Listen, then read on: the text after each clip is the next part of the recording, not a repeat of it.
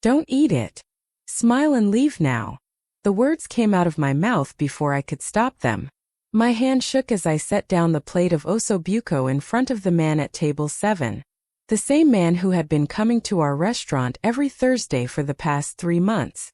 The same man whose presence made our manager Antonio sweat through his shirt despite the air conditioning. The same man I just watched Antonio sprinkle something white and powdery over his food in the kitchen when he thought no one was looking. Dante Morelli's hand stopped halfway to his fork. His dark eyes lifted to meet mine. And for a moment, I thought I was going to die right there in the middle of Bella Notte restaurant.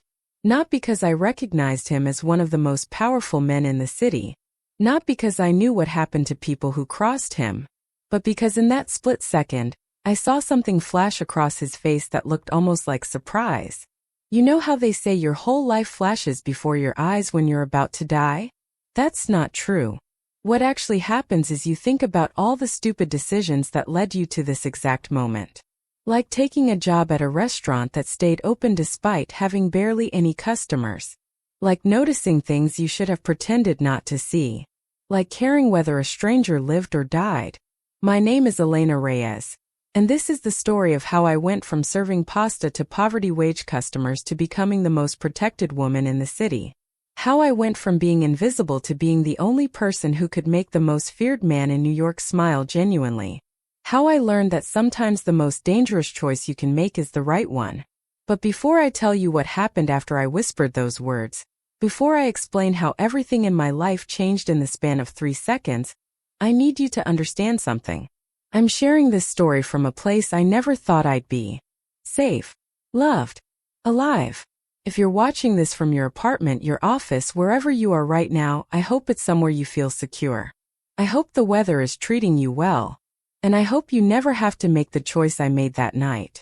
If my story moves you, if it makes you think differently about the choices we make when no one's watching, please let me know in the comments. Subscribe if you want to hear more stories about how ordinary people end up in extraordinary situations. But let me start from the beginning, from before I knew that table 7 would change everything. I was 23 years old and I believed in simple things. I believed that hard work paid off eventually. I believed that if you kept your head down and stayed out of trouble, trouble would stay away from you. I believed that the world was divided into normal people like me and dangerous people like the ones you see on the news, and those two worlds never really touched. I'd been working at Bella Notte for 8 months. It wasn't much. Just a small Italian place squeezed between a dry cleaner and a phone repair shop on Mulberry Street. The kind of restaurant that survived on nostalgia and stubbornness, more than good food or ambience. I worked double shifts most days, lunch and dinner, because rent in the city didn't care that minimum wage plus tips barely covered groceries. The first time Dante Morelli walked into our restaurant, the air changed. I know that sounds dramatic, but it's the only way to describe it. One moment, Antonio was yelling at the cook about using too much oregano, and the next he was silent, standing at attention like a soldier. The other waitress, Maria, actually dropped a tray of glasses. They shattered across the floor, but nobody moved to clean them up. He sat at table 7, the one by the window that looked out onto the street. He ordered the same thing he would order every Thursday after that. Osso buco, house red wine, no appetizer, no dessert. He ate alone, never looked at his phone, never brought a newspaper. Just sat there, eating slowly, watching the street outside like he was waiting for something. Or someone. For 3 months this routine never changed. He'd arrive at exactly 7:30, eat for precisely 1 hour, leave a $100 bill for a $30 meal, and walk out without a word. Antonio would practically collapse with relief every time the door closed behind him. Maria would cross herself and mutter prayers in Spanish. And me? I just wondered why a man who could eat anywhere in the city chose our mediocre restaurant. I should have kept wondering. Should have kept my head down. Kept refilling water glasses and pretending not to notice how Antonio's hands shook whenever Thursday rolled around. Should have ignored the way he started acting stranger and stranger as the weeks went on, making phone calls in the alley, meeting with men who looked like they'd never eaten a legitimate meal in their lives. But that Thursday night, 3 months after Dante Morelli first walked through our doors, I was taking out the trash when I heard Antonio on the phone. The dumpster was right below the kitchen window, and his voice carried clear as day into the alley. "Tonight," he was saying. "Yes, in his food. No, he never lets anyone else prepare it, but I'll handle it. Just make sure the money's ready." I stood there holding the garbage bag, my heart pounding so hard I thought it might burst out of my chest. Antonio was planning to poison someone, and there was only one person in our restaurant who Antonio personally prepared food for: the man at table 7. I went back inside that night with the garbage bag still in my hand, my mind racing. Antonio looked up from the kitchen counter where he was plating the special, and for a second our eyes met. Something in my expression must have given me away because his face changed, became harder somehow. "Elena, what took you so long? We have orders backing up." "Sorry, I thought I heard something in the alley." He stared at me for a long moment, then turned back to his plating. "Stay out of the alley after dark. It's not safe for a girl like you. A girl like me." He meant poor, helpless, someone who should mind their own business and be grateful for whatever scraps of work came their way. And he was right. That's exactly who I was. Who I should have stayed. Let me tell you about my life before that night so you understand why what I did was so out of character. I grew up in Washington Heights with my grandmother after my parents died in a car accident when I was 7. Abuela worked 3 jobs to keep us afloat, cleaning offices at night, doing laundry during the day, sometimes taking in sewing on weekends. She taught me that dignity came from work, not from what others thought of you. "Mija," she would say while her arthritis-gnarled fingers pushed a needle through fabric. "In this world, we have to be invisible to survive. But invisible doesn't mean worthless. You remember that." She died my senior year of high school. Left me with $3,000 in savings, a rent-controlled apartment I couldn't afford to keep, and a work ethic that meant I'd rather die than take charity. I'd been working ever since, sometimes 2 jobs, sometimes 3, always just barely making it to the next month. Bella Nate was supposed to be temporary, just until I saved enough to maybe take some community college classes, maybe become a nurse or a teacher, something stable, something that would have made Abuela proud. I kept my tips in a coffee can hidden behind the flower in my tiny studio apartment. 8 months of work had gotten me almost $2,000. Not much, but it was mine. The restaurant itself was a mystery I'd never bothered to solve. We barely had enough customers to stay open, yet Antonio never seemed worried about money. He drove a Mercedes, wore a gold watch that probably cost more than I made in a year, and sometimes I'd catch him counting thick rolls of cash in his office when he thought no one was looking. Maria, who'd worked there for 5 years, had warned me my first week. "Don't ask questions, Nina. Just serve the food, collect your tips, go home. What happens here that isn't about food isn't our business." But now it was my business whether I wanted it or not. Because in exactly 1 hour, Dante Morelli was going to walk through that door, sit at table 7, and eat a meal that would kill him. And I was the only one who knew. I spent that hour trying to talk myself out of caring. What was Dante Morelli to me? Just another customer who happened to tip well. A dangerous man who probably had more blood on his hands than I had years on this earth. The kind of man Abuela would have crossed the street to avoid. But then I thought about the way he ate, slowly and deliberately, like each meal might be his last. The way he always said thank you when I refilled his water, quiet but genuine. The way he'd helped Maria pick up the glasses she dropped that first night, kneeling on the floor in his expensive suit without hesitation. Small things. Human things. Things that didn't match the monster everyone seemed to think he was. When he walked in at exactly 7:30, I was standing by the host station, my hands trembling so badly I had to clasp them behind my back. He looked the same as always. Dark suit, no tie, silver watch catching the light. His black hair was slightly damp from the rain that had started falling an hour ago. He nodded at me, a small acknowledgement he'd started giving me about a month into his visits, and walked to table 7. Antonio appeared from the kitchen almost immediately, sweat already beading on his forehead. "Mr. Morelli, good evening." The usual. "Please." That was it. One word. Antonio disappeared back into the kitchen, And I watched through the serving window as he prepared the plate. Watched him look around to make sure no one was watching. Watched him pull a small packet from his pocket and sprinkle white powder over the meat. My stomach turned. This was really happening. I picked up a water pitcher. Not because his glass needed filling, but because I needed something to do with my hands. As I approached his table, Dante looked up from the window. For the first time in 3 months he really looked at me. Not through me or around me, but at me. "You look upset," he said quietly. The word surprised me so much I almost dropped the pitcher. "I'm fine, sir." "No," he said, his dark eyes studying my face. "You're not."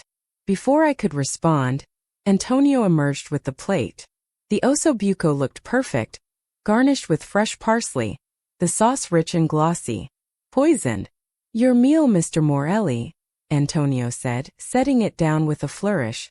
His smile was too wide, too eager. "I made it personally, as always. I hope you enjoy." Antonio retreated to hover by the kitchen door, pretending to check receipts but really watching. Maria was at the back of the restaurant, carefully staying away. The only other customer, an old man who came in for the early bird special, had already left. It was just me, standing there with my water pitcher, watching Dante Morelli pick up his fork. That's when I realized something that changed everything. Antonio wasn't nervous because Dante Morelli was dangerous.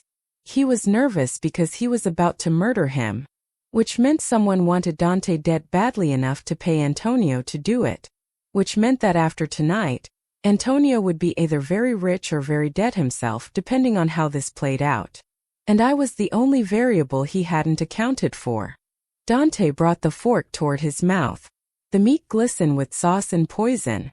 Time seemed to slow down, like in those movies where everything important happens in slow motion.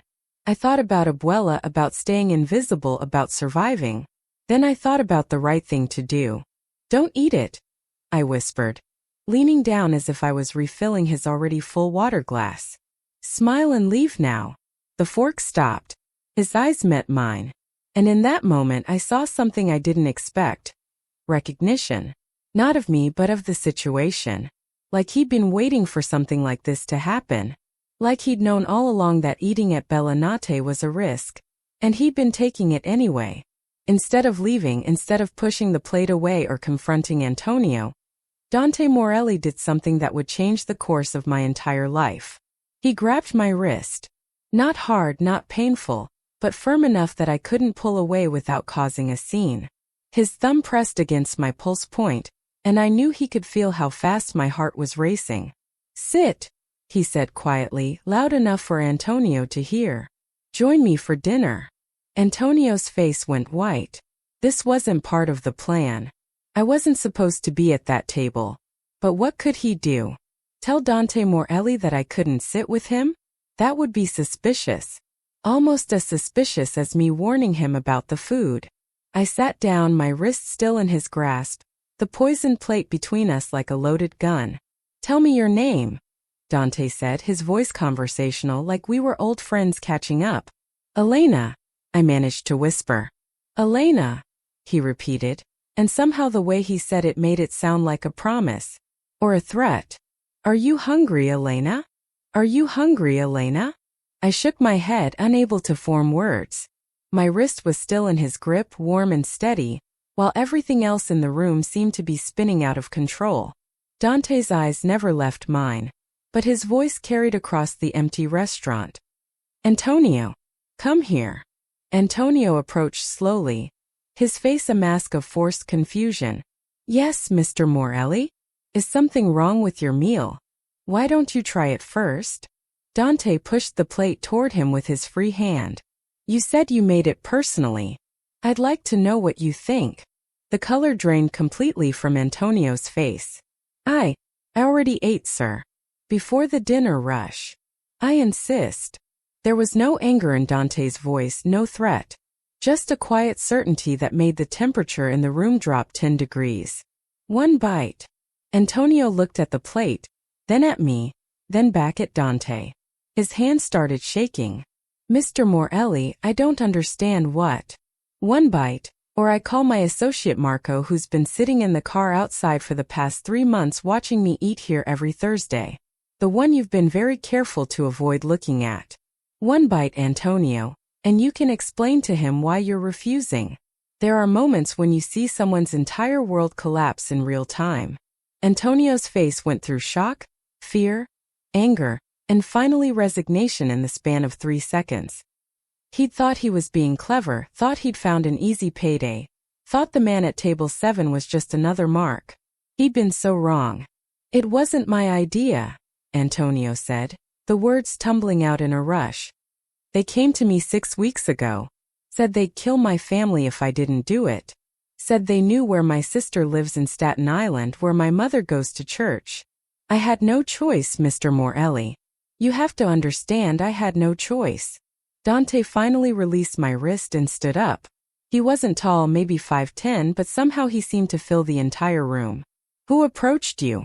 I don't know his name. Just a voice on the phone. They sent the money through an envelope under the door. $20,000.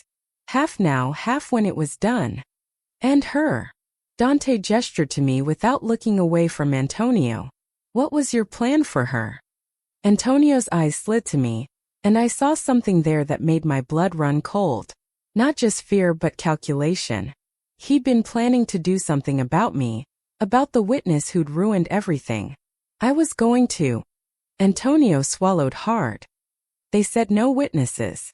That it had to look natural, like a heart attack. But she saved my life, Dante finished quietly. Which means she just became a witness to attempted murder. Which means whoever paid you will come looking for her next.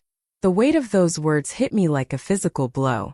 I'd been so focused on doing the right thing, on saving a stranger's life, that I hadn't thought about what came after. About the fact that somewhere in the city, someone wanted Dante Morelli dead badly enough to pay $20,000 for it. Someone who now knew their plan had failed. Someone who would wonder how it failed. Someone who would hear about the waitress who'd warned him. I'm sorry, Antonio said, and I couldn't tell if he was talking to Dante or to me. I'm so sorry. The door opened, and a man walked in who looked like he'd been carved from stone.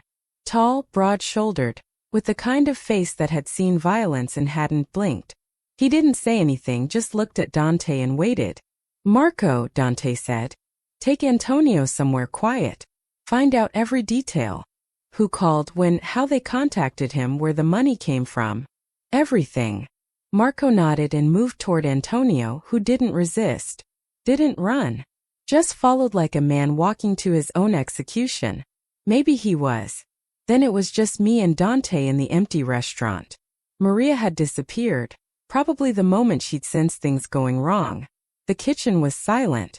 The rain continued to fall outside, streaking the windows, making the streetlights blur and soften. I need to leave, I said, standing up too fast and nearly knocking over my chair. I need to go home and pack and go where? Dante asked, not unkindly. If Antonio knew about you being here tonight, the people who hired him might already know too. Your name, your address, everything would have been in the restaurant records. My apartment. My coffee can with $2,000. My grandmother's sewing kit. The only thing I had left of her. My whole life, small as it was in that studio in Washington Heights. I don't understand, I whispered. I was just trying to help. I didn't want any of this. I know. Dante pulled out his phone and made a call. Vincent, I need a team at Bellinate. Full cleanup. And send a car to. He looked at me, waiting. I gave him my address, the words coming out automatically even though my brain was screaming at me to run, to hide, to become invisible the way Abuela had taught me. Send a team there too. Dante continued into the phone. Pack everything. Clothes, documents, anything personal. Bring it to the house. He paused, listening. No, not the apartment. The house. Yes, I'm sure. He hung up and looked at me again. And this time there was something different in his expression. Not pity exactly, but understanding. Like he knew what it felt like to have your entire world ripped away in a single night. You're going to stay somewhere safe until we figure out who's behind this, he said. No arguments. You saved my life, Elena. The least I can do is protect yours. I don't need protection. I need my job and my apartment and my normal life. Your normal life ended the moment you whispered those words to me. He said it gently, but there was no room for disagreement. Antonio will disappear tonight. The restaurant will close. Everyone who worked here will be questioned. And whoever paid for that poison will be looking for loose ends to tie up. You're the biggest loose end there is. I wanted to argue. Wanted to insist that I'd be fine, that I could take care of myself, that I didn't need some mafia boss dictating my life. But the truth was staring me right in the face. As clear as the poison plate still sitting on table 7. I'd saved Dante Morelli's life, and in doing so, I destroyed my own. How long? I asked quietly. As long as it takes. A black car pulled up outside, sleek and expensive. Nothing like the buses and subways that made up my usual transportation. Dante gestured toward it, and I realized this was it. The moment where I either walked out that door into his world or refused and took my chances with whoever wanted him dead. But that wasn't really a choice at all, was it? I walked to the door, Dante following close behind. As we stepped out into the rain, I looked back at Bella Notte one last time. The flickering neon sign, the smudged windows, the table 7 where everything had changed. I didn't even get to collect my tips from tonight, I said absurdly. Because sometimes when your whole world is falling apart, your brain fixates on the smallest, most meaningless details. Dante opened the car door for me. I'll make sure you're compensated. I slid into the leather seat, and he got in beside me.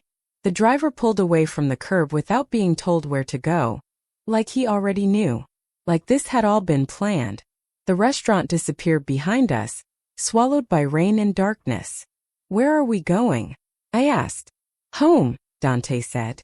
Then, seeing my confusion, he corrected himself. My home. It's the safest place in the city. I didn't ask what made it safe.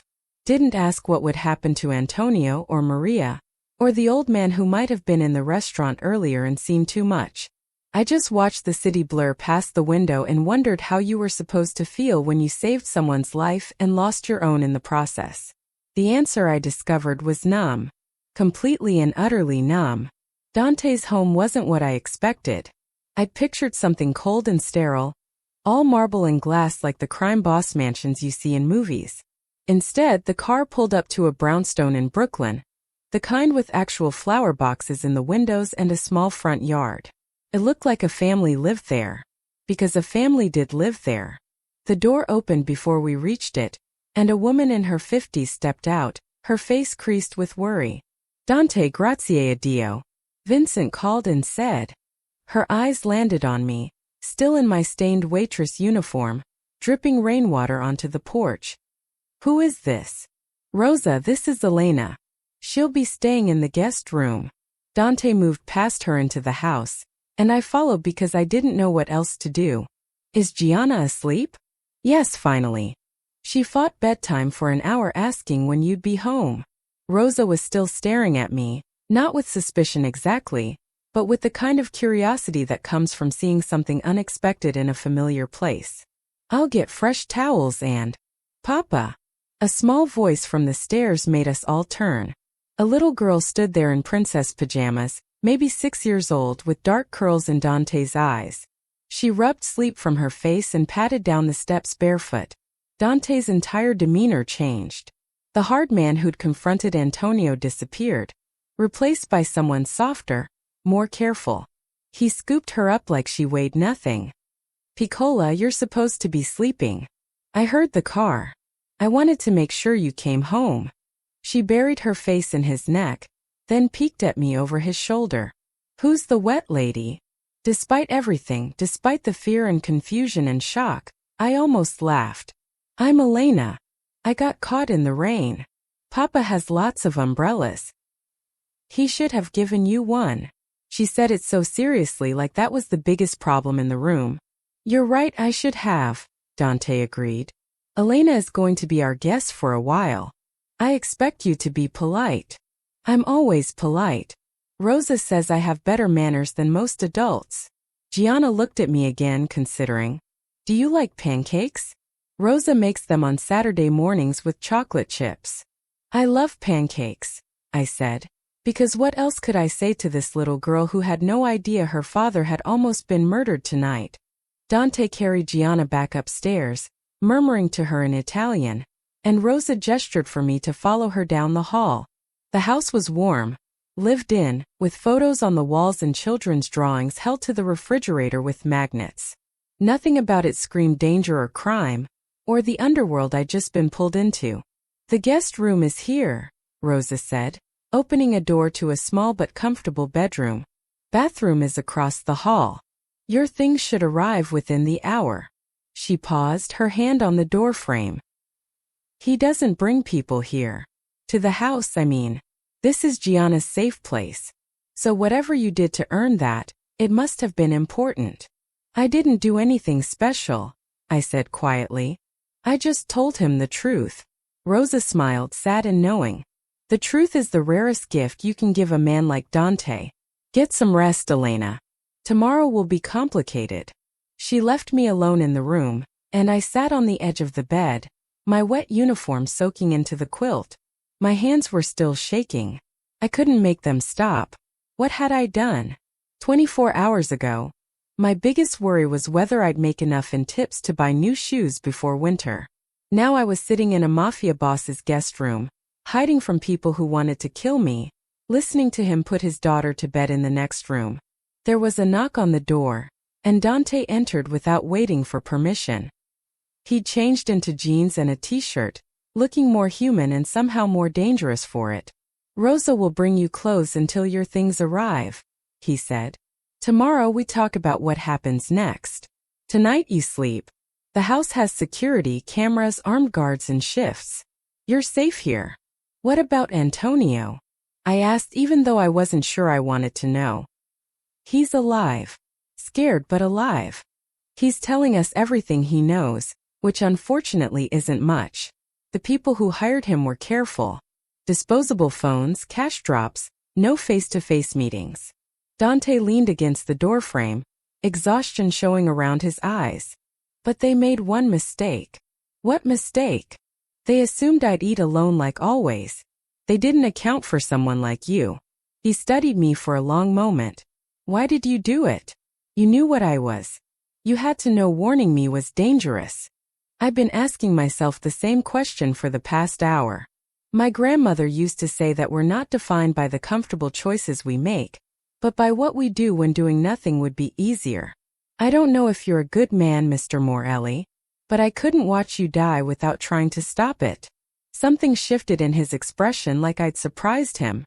Dante, if you're going to stay in my house, you should use my name. Okay, Dante. He nodded and turned to leave, then stopped. Your grandmother sounds like she was wise. She was. She died believing I'd make something of my life. I laughed bitterly. Pretty sure this isn't what she had in mind. You saved a life tonight, Elena. That counts for something. After he left, I changed into the clothes Rosa brought, sweatpants and a t-shirt that smelled like lavender detergent. My things arrived an hour later, just like Dante had promised. 2 men I didn't recognize carried in my entire apartment. 3 boxes of clothes, my grandmother's sewing kit, the coffee can with my savings, even my half-dead succulent plant from the windowsill. Everything I owned in the world fit in the corner of someone's guest room. I didn't sleep that night. Just lay there listening to the unfamiliar sounds of the house. Footsteps in the hallway. Voices murmuring in Italian. A door closing. A phone ringing. The normal sounds of a home mixing with the abnormal sounds of whatever Dante's life actually entailed. Around 3 in the morning I heard something else. Crying. Quiet, muffled like someone trying not to be heard. I got up and followed the sound to a half-open door down the hall. Dante's room. Through the crack I could see him sitting on the edge of his bed. His head in his hands, shoulders shaking. I should have gone back to my room. Should have given him privacy. But something about seeing this powerful, feared man breaking down in the dark made him human in a way that changed everything. I knocked softly. Dante. He looked up, and even in the darkness, I could see the wetness on his face. He didn't bother hiding it. Can't sleep. Can you? He laughed, but there was no humor in it. I haven't slept well in 3 years. Not since. He trailed off, but I knew what he wasn't saying. The wife Rosa had mentioned earlier when she thought I wasn't listening. The woman in all the photos downstairs with Gianna as a baby. I stepped into the room without being invited, the same way he'd done to me earlier. You don't have to talk about it. Her name was Lucia, he said anyway. She died giving birth to Gianna. Complications the doctors said they couldn't have predicted. She was healthy one moment, and then... He made a helpless gesture. I had all the money in the world, the best doctors, everything, and I couldn't save her. I'm sorry, I said, and meant it. I made a choice that night. To save Gianna or save Lucia. The doctors made me choose. His voice cracked. What kind of choice is that? What kind of man puts his child above his wife? The kind of man who becomes a good father, I said quietly. She's beautiful, Dante. Happy. You did right by her. He looked at me then, really looked at me, and I saw something in his eyes I recognized. Loneliness. The kind that comes from being surrounded by people who fear you too much to know you. You could have let me die tonight, he said. Would have been safer for you. Probably. But then I'd never know if Rose's pancakes are as good as Gianna promised. That surprised a real laugh out of him, short but genuine. They're better. She put cinnamon in the batter. We sat there in the darkness, two strangers brought together by poison and chance, and something passed between us. Not attraction, not yet, but recognition. He saw someone who'd chosen risk over safety. I saw someone who carried grief like a second skin. Get some sleep, Elena, he said finally. Tomorrow, Vincent will brief you on security protocols. Where you can go, who you can talk to. How we keep you safe until this is over. I stood to leave, then turned back. For what it's worth, I think you made the right choice. Gianna is lucky to have you. I'm the lucky one, he said. She's the only good thing I've ever created. Back in my room, I finally fell asleep as the sun started rising. When I woke, it was past noon, and I could smell coffee and something sweet baking. I followed the scent downstairs to find Gianna at the kitchen table coloring, Rosa kneading dough, and Dante at the counter reading something on his phone with a frown. The wet lady is awake, Gianna announced cheerfully. Rosa says you can have coffee and biscotti because you missed breakfast. I sat at the table, accepted the coffee Rosa poured, and tried to pretend this was normal, that I always woke up in strange houses, drinking coffee while a Mafia boss frowned at his phone, and his daughter colored pictures of unicorns. Dante looked up and caught my eye. Vincent found something. The number that called Antonio was traced to a burner phone, but it pinged off a cell tower in Manhattan, near the financial district. What does that mean? It means whoever wants me dead has money and connections. And it means this wasn't some random hit. He set down his phone. Someone close enough to know my routine, my habits, where I eat and when. The weight of that settled over the kitchen. Someone in Dante's world, someone he probably trusted, had tried to kill him. And I was the only reason they'd failed. Papa, you're making your scary face, Gianna said without looking up from her coloring. Rosa says when you make that face, it means you're thinking about work, and you should stop because it's Saturday. Dante's expression softened immediately. Rosa is very wise. I know. That's why I listen to her and not you. Gianna pushed a piece of paper across the table to me. I drew you a picture. It's a rainbow because you look sad and rainbows make people happy. I looked at the crayon drawing, bright and cheerful and completely at odds with everything happening around us, and something in my chest cracked open. This little girl who'd lost her mother, who lived with armed guards and security cameras, who probably understood more than anyone gave her credit for, was trying to make me feel better. It's perfect, I said, my voice thick. Thank you, Gianna. The rest of the day passed in strange domesticity. Rosa taught me how to make fresh pasta while Gianna narrated every step like a cooking show host. Dante disappeared into his office for hours, phone calls in Italian that I tried not to listen to. Vincent, who turned out to be Dante's head of security, gave me a 30-minute lecture on safety protocols that boiled down to, Don't leave the house, don't talk to anyone we haven't vetted, and don't trust anyone. By evening I was going stir crazy.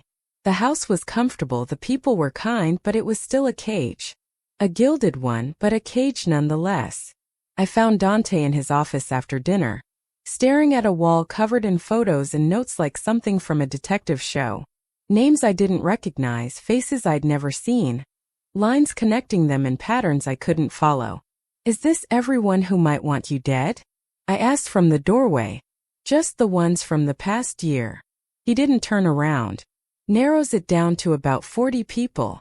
That's a lot of enemies. That's the job. He finally looked at me, and I saw the exhaustion there. The weight of constantly watching his back.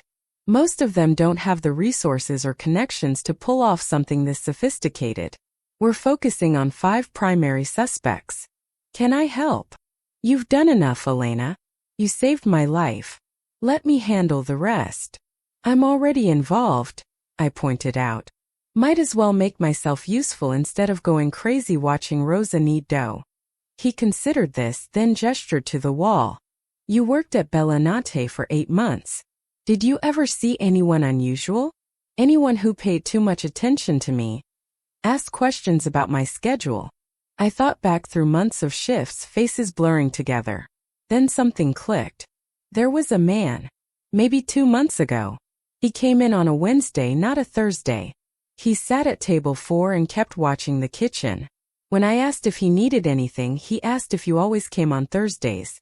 I thought it was weird, but Antonio said he was just a curious customer. Dante went very still. Describe him. Tall, maybe 40, graying hair. Expensive suit. He had a scar here.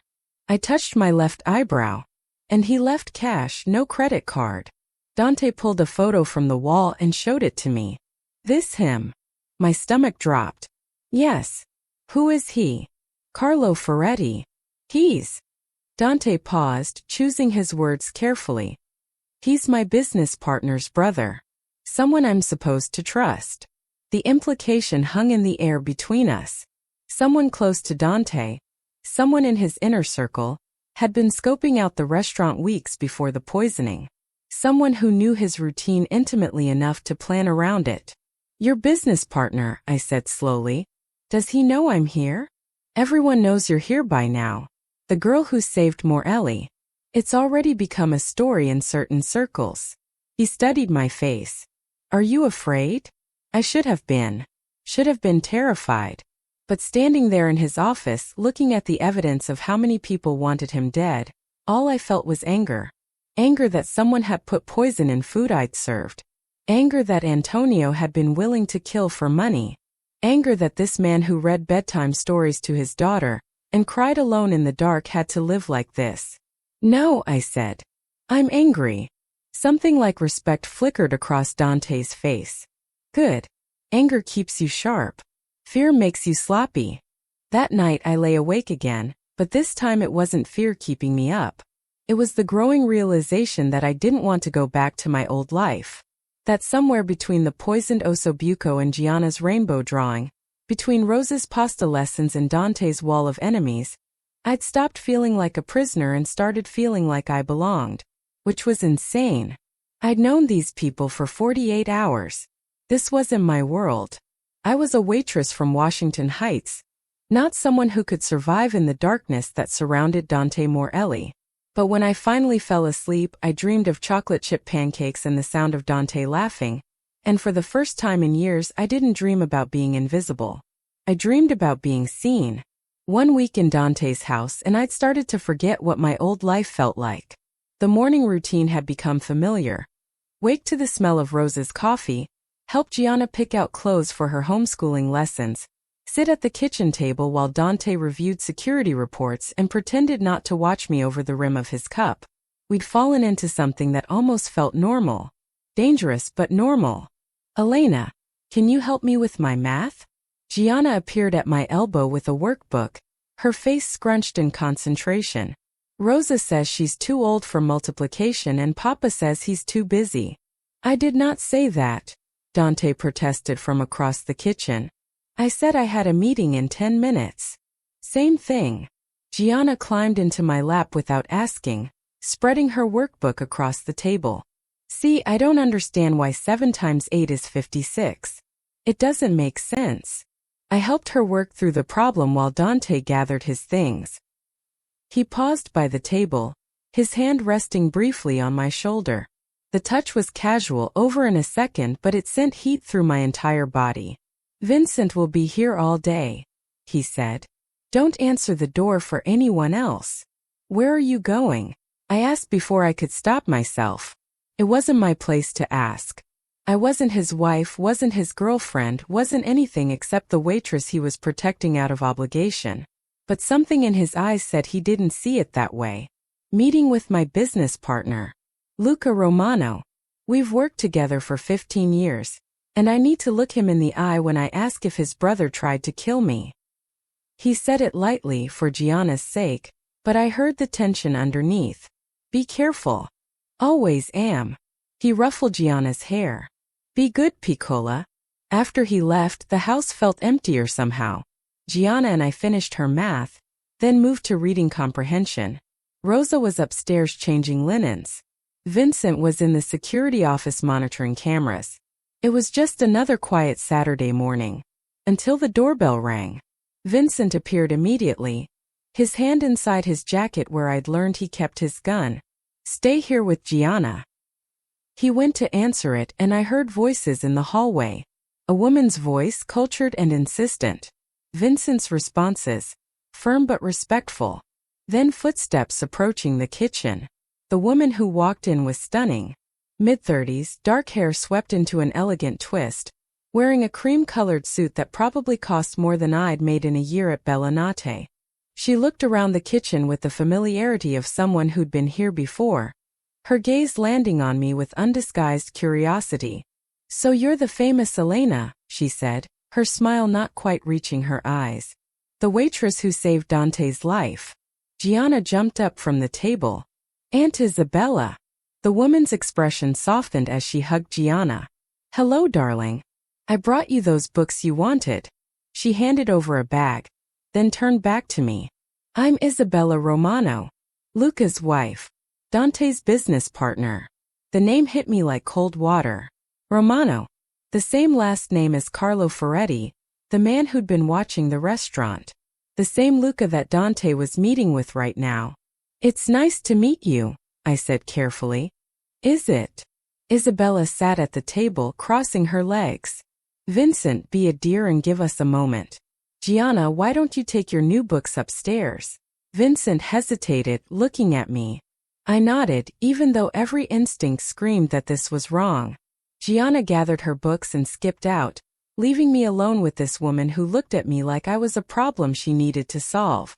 I'll be direct, Isabella said once we were alone. How much do you want? Excuse me. To leave. To disappear quietly and let Dante get back to his life. Name your price. She pulled out a checkbook, actually pulled out a checkbook like we were in some bad movie. 50,000? 100? What's it going to take? I stared at her, my mind struggling to process what was happening. I don't want money. I'm here because someone tried to kill Dante and he said I'd be safer. Safer? Isabella laughed, but there was no warmth in it. You think you're safer here? In this house with his daughter in the middle of his world? You've made everything more complicated, Elena. More dangerous. For him, for Gianna, for everyone. I didn't ask to be here. But you are here. Playing house, helping with homework, sitting at his table like you belong. She leaned forward, her voice dropping. Let me tell you something about Dante Morelli. He's a good man in a terrible business. He's spent 3 years building walls around his daughter, keeping her separate from what he does, keeping her safe. And then you show up, and suddenly those walls are crumbling. My throat tightened. I haven't done anything. You made him care, Isabella interrupted. I see the way he looks at you, the way he's let you into this house, into Gianna's life. He hasn't brought a woman here since Lucia died. Do you understand what that means? What kind of danger that puts you in? He's just protecting me. Is he? Or is he protecting himself from being alone? She stood up, towering over me. The people who want Dante dead won't stop because one attempt failed. They'll come harder next time. And anyone close to him becomes a target. That's why Lucia's family doesn't visit anymore. Why his own parents live across the country. Why he keeps everyone at arm's length except the people he pays to stay. I thought about Dante crying in his room, about the way he smiled when Gianna laughed, about his hand on my shoulder this morning. He's not what you're describing. No, he's worse. Because he makes you believe you can save him. Isabella's voice turned almost pitying. I was friends with Lucia. Best friends since childhood. I watched what this life did to her. The fear, the isolation, the constant knowledge that any day could be the last. She was strong and it still destroyed her.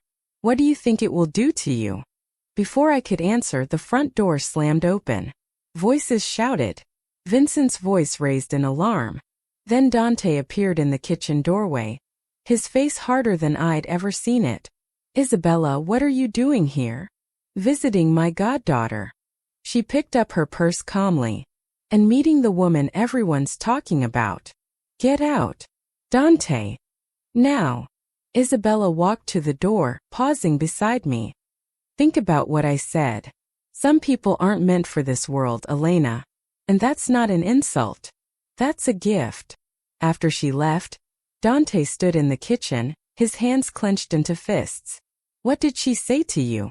She offered me money to leave. Something dangerous flashed across his face. How much?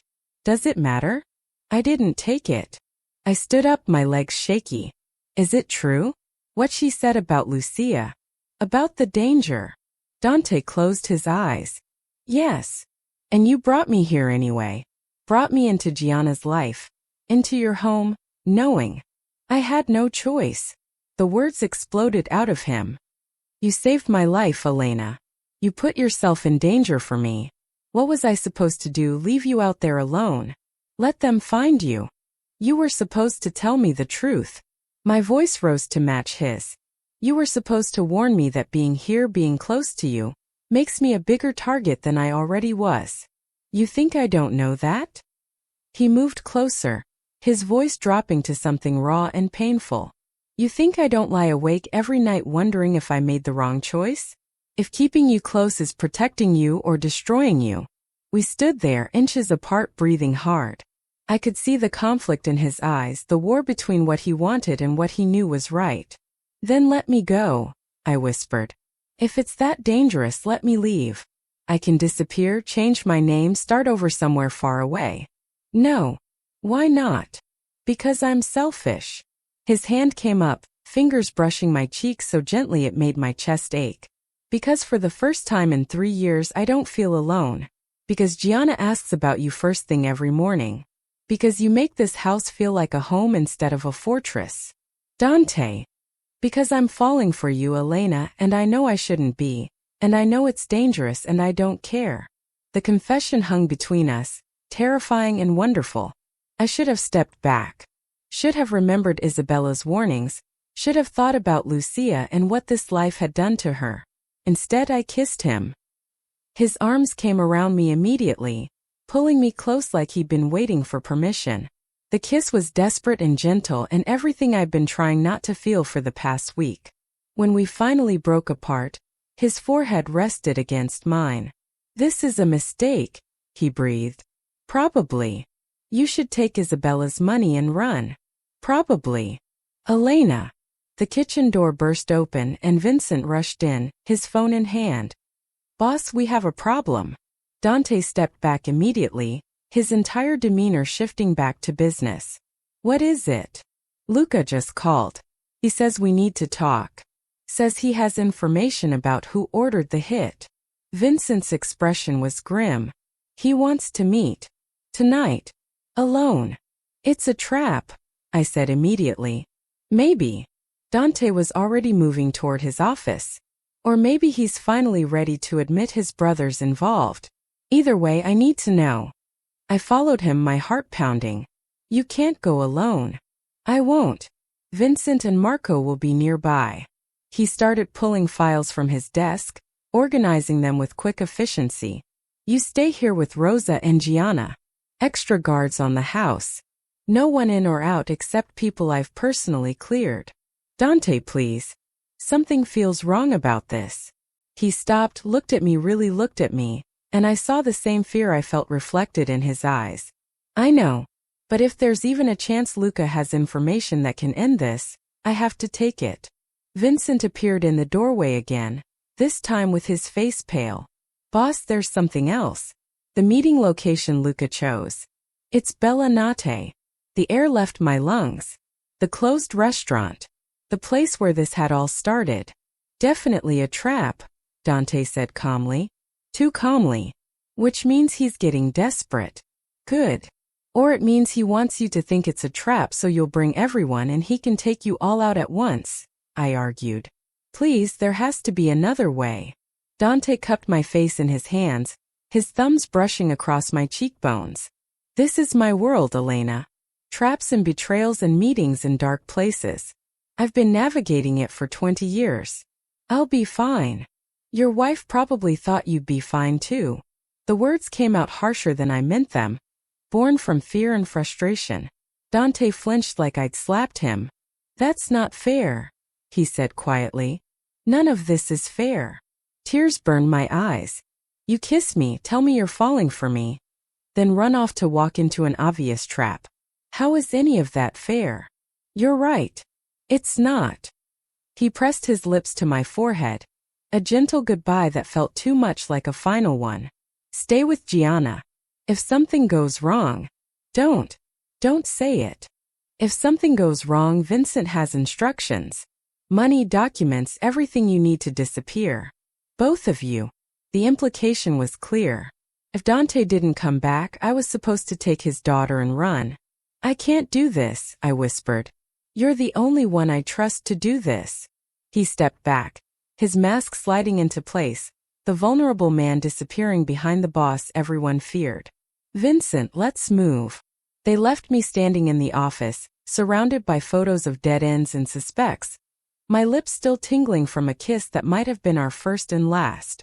Rosa found me there an hour later, sitting in Dante's chair, staring at the wall. He'll come back, she said softly. He always does. Lucia probably thought that too. Rosa was quiet for a long moment. Lucia died bringing life into the world. There's no shame in that, no blame to assign. But you're right to be afraid. This life it takes and takes. The question is whether what it gives in return is worth the cost. Is it? She looked toward the living room where Gianna was reading her new books, oblivious to the danger swirling around her. That little girl has a father who would burn the world down to keep her safe, who teaches her that strength and gentleness can coexist, who shows her every day what real love looks like. So yes, for her it's worth it. And for me, only you can answer that, child. I went upstairs to check on Gianna, found her curled up with her books, already half asleep. I pulled the blanket over her, smoothed back her dark curls, and wondered how Lucia had done this. How she'd loved Dante knowing every goodbye might be permanent. My phone buzzed. A text from an unknown number. He's walking into a trap and you let him go. Some savior you are. My blood ran cold. I showed it to Vincent, who immediately started tracing it. But we both knew what it meant. Whoever wanted Dante dead knew I was here. Knew I cared. And was making sure I knew they were watching. The next 3 hours were the longest of my life. I sat in the living room with Rosa, pretending to watch television while my mind conjured 1,000 horrible scenarios. Dante bleeding out on the floor of Bella Notte. Luca pulling a trigger. The last thing Dante seen before he died being the place where we'd met. When the front door finally opened, I nearly collapsed with relief. Dante walked in alive and whole with Luca beside him. But the expression on Dante's face made my relief evaporate. We need to talk, he said. All of us. We gathered in the living room. Luca looked like he'd aged 10 years, his face haggard. Dante stood by the window, his back to us. Tell them what you told me, Dante said, his voice flat. Luca took a shaky breath. My brother Carlo did scout the restaurant. But he wasn't working alone. The order to kill Dante came from higher up. From someone inside our organization. Someone we both trusted. Who? Vincent demanded. My wife. Luca's voice cracked. Isabella. The room went silent. I thought about the woman who'd sat in the kitchen this morning, offering me money to leave. Who'd known exactly what to say to make me doubt everything. She's been skimming from our operations for 2 years. Luca continued. Millions of dollars. Dante was getting too close to the discrepancies in the books. So she decided to eliminate him and make it look like a rival family. Carlo was supposed to be her scapegoat. Where is she now? Dante's voice was ice. Gone. Disappeared with the money. She cleaned out our accounts, took everything. Luca looked at me, his eyes hollow. That money she offered you this morning? That was my money. Our money. She was tying up loose ends. The realization hit me like a punch to the gut. She wasn't trying to protect me. She was assessing whether I was a threat. And when you didn't take the money, she knew you weren't going to leave quietly, Dante said. He finally turned to face me, and I saw murder in his eyes. She sent you that text to rattle you. To make you panic and do something stupid. She was in this house, Rosa whispered. With Gianna. I know. Dante's hands clenched. Vincent, I want every asset we have searching for Isabella. I want her bank accounts frozen, her passport flagged, every exit out of the city monitored. She doesn't get to walk away from this. Already on it, boss. Luca stood up. I know my apology means nothing. My wife tried to kill you. Used my brother to do it. Destroyed everything we built. But I swear to you, Dante, I didn't know. I would never. Get out of my house. Dante's voice was quiet, but it carried the weight of absolute authority. We'll settle our business later. Right now I want you gone. After Luca left, Dante sank onto the couch, suddenly looking exhausted. She played us all. Knew exactly how to manipulate the situation. Probably planned for Elena to save me. Figured it would create chaos she could use. How could she plan for that? I asked. She knew Antonio was desperate for money. Knew he'd been gambling, getting in debt. She approached him months ago. Planted the idea.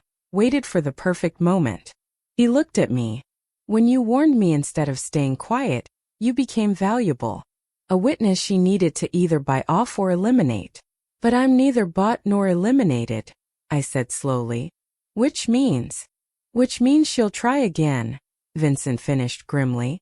The full weight of what I'd stepped into finally crashed down on me. This wasn't just about saving someone from poison anymore. I was in the middle of a war, and the enemy knew my face, knew where I slept, knew I cared about the man she wanted dead. Isabella's words from this morning echoed in my head. Some people aren't meant for this world. Maybe she was right. Maybe I should have taken the money and run. But it was too late for that now. The next morning, Dante hired 6 more guards. They positioned themselves around the house in shifts, armed and silent. Gianna asked why there were so many new people, and Dante told her they were friends visiting for a while. She accepted it the way kids do, with a shrug and a request for juice. I couldn't accept anything anymore. Every sound made me jump. Every car that drove past made my heart race. I kept thinking about Isabella sitting in this kitchen, smiling at Gianna, touching things in this house while planning to destroy everything. She'd been here. She knew the layout, knew the routines, knew exactly where to strike to cause maximum damage. And I'd sat across from her like an idiot, drinking coffee, completely clueless. You need to eat, Rosa said, pushing a plate of eggs toward me.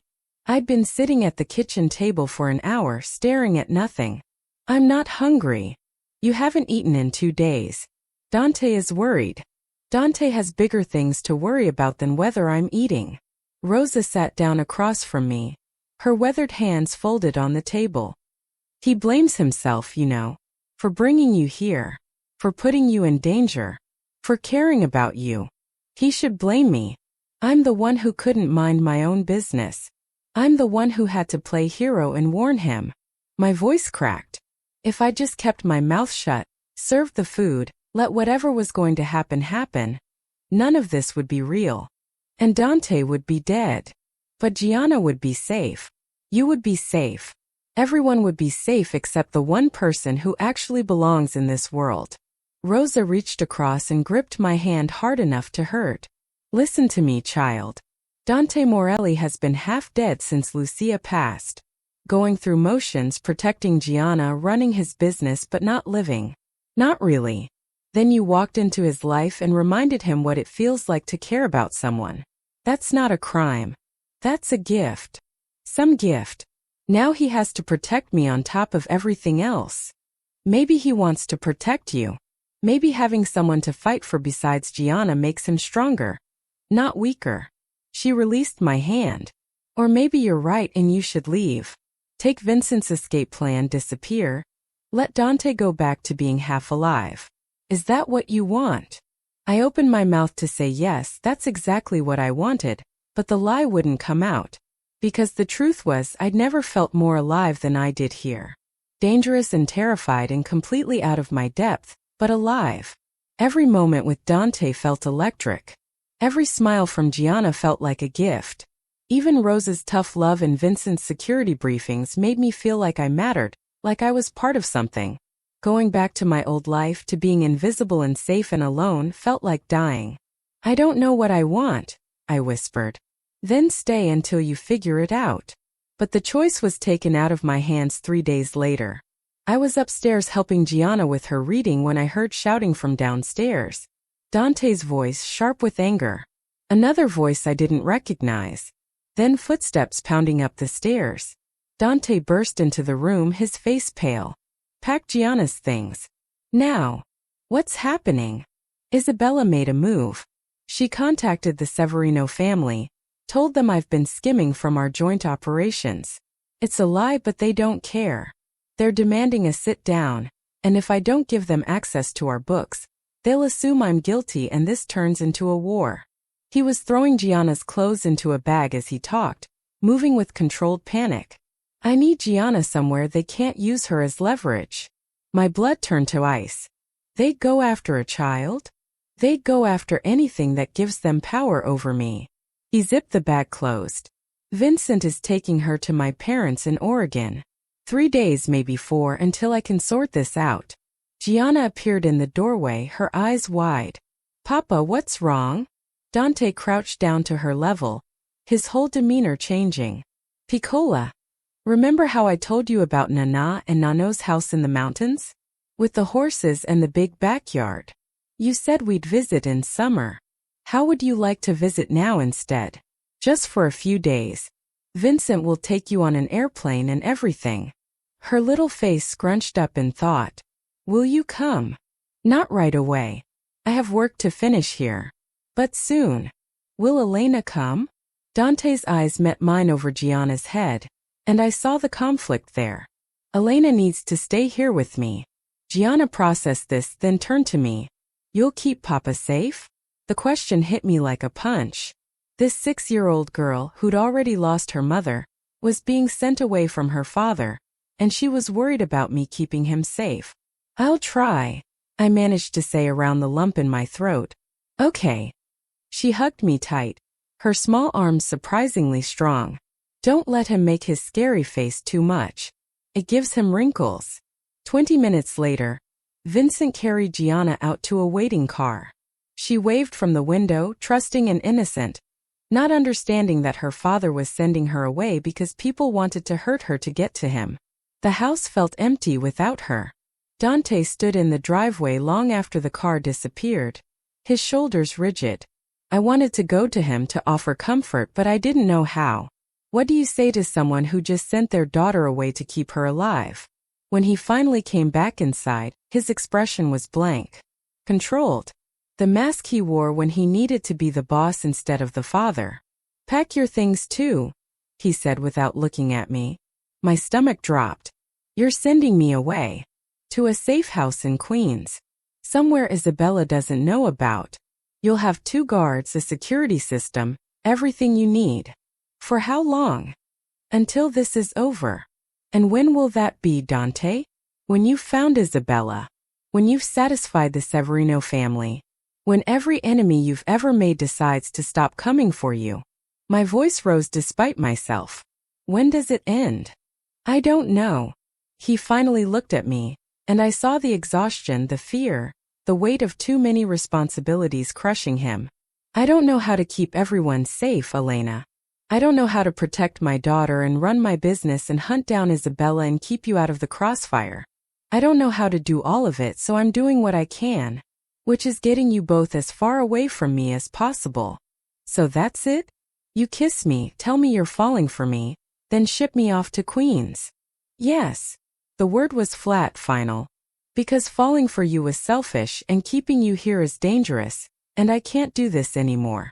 I can't care about you and keep you safe at the same time. So I'm choosing to keep you safe. What if I don't want safe? What if I want to stay here with you? It's not your choice. The words felt like a slap. I stepped back, wrapping my arms around myself. Right. Because I'm just the waitress you're protecting out of obligation. I don't get a say in my own life. Something cracked in his expression. You think this is easy for me? Sending away the two people He stopped, shook his head. Pack your things, Elena. The car leaves in an hour. He walked away before I could respond, disappearing into his office and closing the door. Rosa helped me pack in silence. My 3 boxes of belongings, my grandmother's sewing kit, the coffee can with my savings. Everything I owned fitting into the trunk of a black sedan. One of the guards, a quiet man named Tommy, drove me to Queens. The safe house was a small apartment above a bakery, clean and furnished but soulless. Temporary. A place to exist but not to live. Tommy and another guard named Steve set up rotations. Told me the rules. Don't go outside. Don't order food. Don't contact anyone. Just sit and wait and try not to go crazy. The first day wasn't so bad. I unpacked, organized the small space, pretended I was just visiting somewhere new. The second day was harder. The walls felt closer. The silence was oppressive. I missed Gianna's chatter, Rosa's cooking, even Vincent's security briefings. By the third day I was climbing the walls. Called Dante 6 times. He answered once, said everything was fine, Gianna was safe with his parents. He was handling the Severino situation. His voice was distant, professional. Like I was a business associate instead of someone he'd kissed in his kitchen. When can I come back? I asked. I don't know. Dante, please. I can't just sit here doing nothing. You're staying alive. That's not nothing. He paused. I have to go. There's a meeting. He hung up before I could say anything else. Tommy tried to make conversation sometimes, asked about my life before all this. But talking about my old life, about working at Bellinate, and living in my studio apartment and being invisible, just reminded me how much I'd lost. Or maybe how much I'd never really had to begin with. On the 4th night, I was lying awake in the unfamiliar bed when I heard Tommy talking urgently on the phone in the next room. I pressed my ear to the wall trying to make out words. Happened tonight. Severino meeting went bad. No, he's alive, but... Yeah, she needs to know. I threw open the door. What happened? Is Dante okay? Tommy looked up. Guilt written across his face. Ms. Reyes, you should be sleeping. Tell me what happened or I walk out that door right now. He sighed, knowing I meant it. There was a shooting at the meeting with the Severino family. Someone opened fire. 3 people dead, 5 wounded. Mr. Morelli got out, but barely. The room spun. I grabbed the door frame to steady myself. Where is he now? At a secure location. He's fine, just some cuts from broken glass. Could have been a lot worse. Was it Isabella? They don't know yet. Could have been her trying to take out both families at once. Could have been the Severinos trying to eliminate Dante and blame it on gang violence. Could have been any of the dozen other people who want him dead. I sank down onto the couch, my legs giving out. This was the reality of Dante's world. Shootings and betrayals and never knowing who to trust. And he was navigating it alone because he'd sent away everyone he cared about. I need to see him, I said. That's not possible, Ms. Reyes. I don't care. Take me to him or tell me where he is. My orders are to keep you here. For your own safety. I don't feel safe. The words burst out of me. I feel trapped and useless and scared. At least if I'm with Dante, I can see that he's okay. I can help somehow. You help by staying alive, Tommy said, echoing Dante's words. That's all he wants from you. I went back to the bedroom and cried for the first time since this all started. Not quiet tears but huge, gasping sobs that shook my whole body. I cried for my old life that I'd lost. For the fantasy that I could belong in Dante's world. For Gianna being shipped off to strangers because her father's enemies were circling. For Dante facing death alone because caring about people made him vulnerable. Most of all, I cried because I finally understood what Isabella had meant. Some people aren't meant for this world. And I was one of them. I must have fallen asleep eventually because I woke to sunlight streaming through the window and voices in the other room. Tommy talking to someone, footsteps, then my bedroom door opening. Dante stood there, and my heart nearly stopped. His shirt was torn, there was a bandage on his neck, and he looked like he hadn't slept in days. But he was alive. Whole. Here. You're okay, I whispered. I'm sorry. He crossed the room and pulled me into his arms, holding me so tight I could barely breathe. I'm sorry for sending you away. I'm sorry for pushing you out. I'm sorry for all of it. I buried my face in his chest, breathing him in. Tommy said there was a shooting. There was. It was chaos. And all I could think about was that if I died, the last conversation we had was me telling you to pack your things like you were a problem I needed to solve. His voice was rough against my hair. You're not a problem, Elena. You're the only thing keeping me human. Then why did you send me here? Because I'm terrified. He pulled back enough to look at my face, and I saw the raw fear in his eyes. I lost Lucia. If I lose you too, if loving you gets you killed, I won't survive it. So I thought if I pushed you away, kept you at a distance, maybe you'd be safe. And now I realize that pushing you away doesn't keep you safe. It just makes us both miserable while you're still in danger anyway. He cupped my face in his hands. Isabella knows about you. The Severinos know about you. Everyone in my world knows the waitress who saved Morelli matters to him. Hiding you in Queens doesn't change that. So what do? We stop hiding. We stop pretending you're not part of this. And we end it. His jaw tightened. I'm done playing defense, waiting for Isabella to make the next move. It's time to hunt her down and finish this. How? I have an idea. But you're not going to like it. He was right. I didn't like it at all. The plan was simple, terrible, and dangerous. I would be bait. Isabella wanted me gone because I was a complication, a witness, a connection to Dante that made him vulnerable. So we'd give her what she wanted. We'd make me visible, accessible, easy to target. She'll send someone to kill you, Dante said as we sat in the safe house planning it out. And when she does, we'll trace them back to her.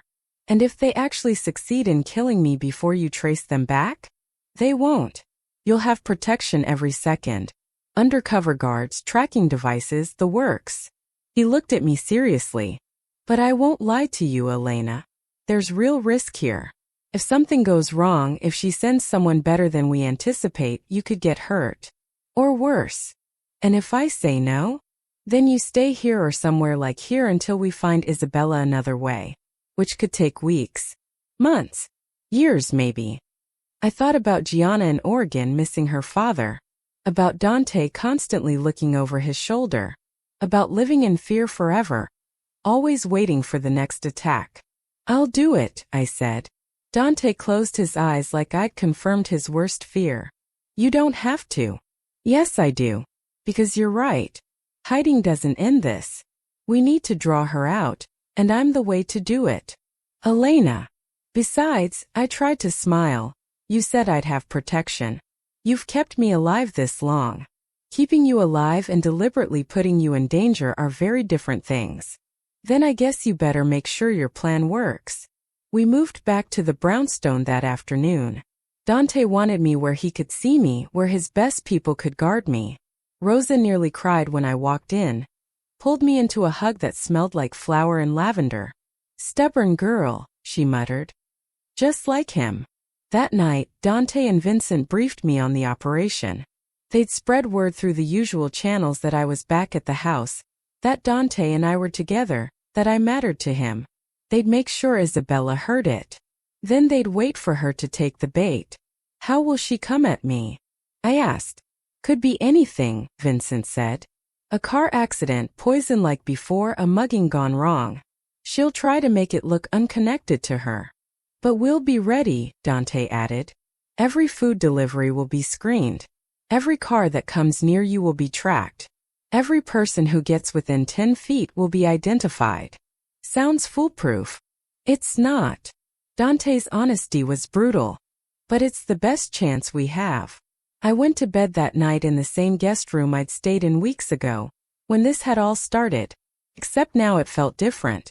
Now I wasn't a stranger being protected. I was someone actively choosing to stay, to fight, to risk everything for a chance at a future. Around midnight there was a soft knock on my door. Dante stood there in the hallway, looking uncertain. Can't sleep either? Every sound feels like a threat. It gets easier. Eventually. He hesitated. Can I come in? I nodded, and he sat on the edge of the bed, keeping a careful distance between us. I called my parents tonight, he said. Talked to Gianna. She wanted to know when she could come home, if you were okay, if I was eating enough vegetables. Despite everything, I smiled. What did you tell her? That she could come home soon. That you were fine. That Rosa makes sure I eat vegetables. He looked at his hands. I didn't tell her that I'm using the woman she's gotten attached to as bait to catch a killer. Figured that might be too much for bedtime. Probably wise. Elena, if anything happens to you because of this plan, because of me, I'll never forgive myself. I reached over and took his hand, lacing our fingers together. Then make sure nothing happens to me. He raised my hand to his lips, pressed a kiss to my knuckles. I'll die before I let anyone hurt you. That's not comforting, Dante. It's the truth. He stood to leave, but I didn't let go of his hand. Stay, I whispered. Just for tonight. I don't want to be alone. He should have said no. Should have kept that professional distance, maintained the boundaries. Instead, he kicked off his shoes and lay down beside me on top of the covers, fully clothed. I curled into his side, my head on his chest, listening to his heartbeat. When this is over, he said quietly into the darkness. When Isabella is caught and the Severinos are satisfied and Gianna comes home, what do you want? What do you mean? Your life, Elena. What do you want it to look like? I'd been so focused on surviving that I hadn't thought about after. I don't know. My old life is gone. Can't exactly go back to waitressing. You could do anything you want. College, a different career, travel. I'd make sure you had the means. That sounds like you're planning to send me away again. His arm tightened around me. No. But I need to know that you're here because you want to be. Not because you're trapped or obligated. I lifted my head to look at him in the dim light from the hallway. I'm here because nowhere else feels like home anymore. Because I'd rather be in danger with you than safe without you. Because when I think about my future, I see Gianna's smile and Rosa's cooking and you. I swallowed hard. Is that crazy? Completely. He pulled me back down against his chest. But I'll take it.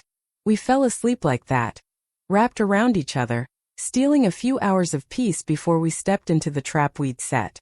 The next morning, Vincent woke us with news. It worked. We got a hit. Someone had been asking questions about me around the neighborhood. A woman matching Isabella's description, but with different hair, different clothes. She'd talked to the bakery owner across the street, asked casual questions about who lived in the brownstone, if they'd seen me coming and going. She's circling, Dante said grimly, getting ready to make her move. My hand started shaking. This was real now. Isabella was out there planning how to kill me and all we could do was wait. I've got extra surveillance on all approaches to the house, Vincent said. Undercover units on the street. Trackers ready to follow anyone who makes contact. What do? I asked. Live your life, Dante said. Make yourself visible. Rosa needs help with groceries? Go with her. Want to sit in the yard? Do it. We need Isabella to see an opportunity. So that's what I did. I helped Rosa carry shopping bags from the corner store, guards flanking us disguised as regular people. I sat on the front steps reading a book, feeling eyes on me from somewhere I couldn't see. I existed in the open, vulnerable and exposed, trusting that Dante's people would keep me alive. It was the most terrifying 3 days of my life. And then on the 4th day, Isabella made her move. I was in the kitchen with Rosa when the delivery arrived. "Flowers for Elena Reyes," the delivery man said through the intercom. Vincent appeared immediately, his hand inside his jacket. "We didn't order flowers. Send him away." But Dante came down the stairs, his phone to his ear, his face grim. "Let him in. It's from her." The delivery man was actually one of Vincent's people. The flowers, a massive arrangement of white lilies, came with a card. "For Lucia's replacement. May you rest as peacefully as she does." My blood turned to ice. Rosa crossed herself and muttered a prayer. Dante stared at the card like it might catch fire. "Lilies," he said quietly. "Funeral flowers. She's telling us she's coming." "When?" I managed to ask. "Soon." He looked at Vincent. "Double the guards. I want eyes on every entrance, every window, every possible approach." But Isabella was smarter than that. The attack didn't come at the house. It came 2 hours later when Vincent's phone rang with news that made his face go white. "Boss, we have a problem. Someone just grabbed Gianna from your parents' house in Oregon." The world stopped. Dante stood frozen for 3 seconds, then exploded into motion. "What do you mean grabbed? She had protection, she was supposed to be safe. They took out both guards. Your parents are alive but shaken. Whoever did this was professional." Vincent was already pulling up security footage on his laptop. "They left a message. Isabella wants to trade. Gianna for Elena, tonight at midnight, Bella Notte." I couldn't breathe. That little girl with her rainbow drawings and her chocolate chip pancakes. In the hands of a woman who killed for money. "We get Gianna back," Dante said. His voice dead calm in a way that was more terrifying than anger. "Whatever it takes." "It's a trap," Vincent argued. "She wants you both dead. You show up with Elena, she kills all 3 of you and disappears with the money. I don't care. We're getting my daughter back." "No." The word came out of my mouth before I could stop it. Everyone turned to look at me. "You're not risking Gianna's life by walking into Isabella's trap. There has to be another way." "There isn't." Dante's eyes were wild with fear. "She has my daughter, Elena. My daughter." I understood then what Isabella had known all along. That Dante would sacrifice anything for Gianna. That threatening her was the one move he couldn't counter with logic or strategy. Unless someone made a different choice. "What if I go alone?" I said quietly. "Absolutely not. Listen to me. Isabella wants me dead and you destroyed. If I show up alone, give myself up, she gets half of what she wants. Maybe that's enough for her to let Gianna go. And then she kills you and comes for Gianna anyway," Dante said. "No. We do this together or not at all." I looked at Vincent. "Is there any way to get Gianna back by force? Rescue mission. We don't even know where Isabella is holding her. Could be anywhere within a 100-mile radius of your parents' place. By the time we narrow it down, it'll be too late." Rosa had been quiet through all of this, but now she spoke up. "The girl is right, Dante. If you go to that meeting, Isabella wins everything. If Elena goes alone, at least Gianna has a chance. I'm not sending Elena to die." "You're not sending me," I said firmly. "I'm choosing to go. There's a difference." I pulled Dante aside, away from Vincent and Rosa, and gripped his hands. "You told me once that I saved your life. Let me save Gianna's too. Let me do this one thing that matters." "You matter," he said desperately. "To me, to Gianna, to everyone in this house. I can't lose you. And you can't lose your daughter. If it comes down to a choice, Dante, it has to be her. You know that." Tears filled his eyes. The first time I'd seen him cry since that night I'd found him breaking down in his room. "There has to be another way." "There isn't." Not one that guarantees Gianna lives. I pulled him close, memorizing the feel of him. But I'm not going in blind and stupid. I need you to trust me. What are you thinking? I told him my plan. It was risky and probably insane, but it was better than nothing. Vincent added tactical elements, ways to track me, ways to give Dante's people a fighting chance if things went wrong. This is still suicide, Dante said when we'd worked out the details. Maybe. But it's my choice to make. I kissed him soft and quick. Tell Gianna I kept my promise. Tell her I kept you safe. Tell her yourself when this is over. At 11:30 that night, I walked into Bella Notte alone.